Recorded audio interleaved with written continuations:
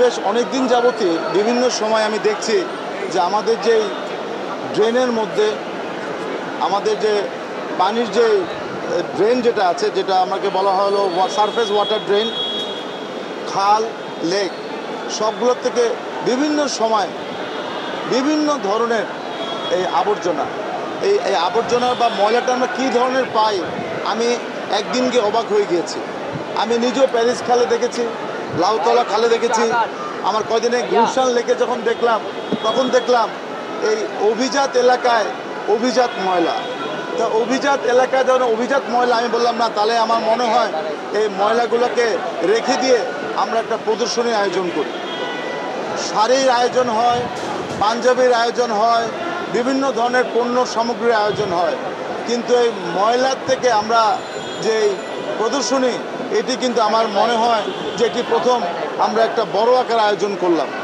এবং আমি উদারতা আহ্বান জানাবো বিভিন্ন স্কুলের শিক্ষার্থীদেরকে, অভিভাবকদেরকে, যে এটি আমি মনে করেছিলাম যে 2 দিন করব, এটি 7 দিন পর্যন্ত, আজকে শনিবার থেকে আগামী শনিবার পর্যন্ত আমরা এখানে টোটাল বর্জ্যর এই প্রদর্শনী করব। যে ময়লার থেকে আমাদের প্রদর্শনী, অর্থাৎ এটাকে আমরা বলতে পারি একটা বর্জ্য মিউজিয়াম ফর 6 days, বর্জ্য মিউজিয়াম আমাদের 1 সপ্তাহের জন্য। কারণ এখানে এমন কোনো কিছু নেই যে আমরা পাই নাই। Mannequin, sofa, suitcase, tyre, commode, urinal use যেটা করি সেটা, এবং রিক্সা পর্যন্ত আমরা পেয়েছি। এগুলা পেয়েছি হলো এই ড্রেন থেকে, এগুলা পেয়েছি এই খাল থেকে। এখন আজকেও কিন্তু বৃষ্টি হচ্ছে, সাথে সাথে কিন্তু আমার কাছে অনেকে বলছে যে রাস্তায় জলবদ্ধতা হয়ে যাচ্ছে।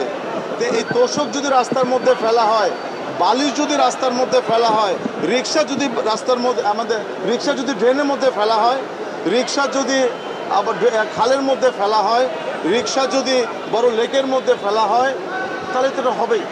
এটি এমন কোনো না যে কোনো একটি নির্দিষ্ট এলাকার থেকে, আমি কোন খাল থেকে, কোন লেক থেকে, কোন ড্রেন থেকে আমরা উদ্ধার করেছি, আমি সেটিও কিন্তু লিখে রেখেছি। আমরা মাঝে মাঝে করি না, এই শাড়িটা অমুক ডিস্ট্রিক্টের, এই পাঞ্জাবিটা অমুক ডিস্ট্রিক্টের। তা আমি মনে হয় আমি সকলকে বলতে চাই যে আসুন আমরা যেন খালে, লেকে এবং বিশেষ করে আমাদের যে স্ট্রম ড্রেন যেটা আছে, স্ট্রম ড্রেনে কোনো ধরনের ময়লা না ফেলি। আমি গত 6 মাস যাবৎ আমরা এটা পরিষ্কার করছি, আর আরেক দিক দিয়ে কিন্তু আবার ভরাট হচ্ছে।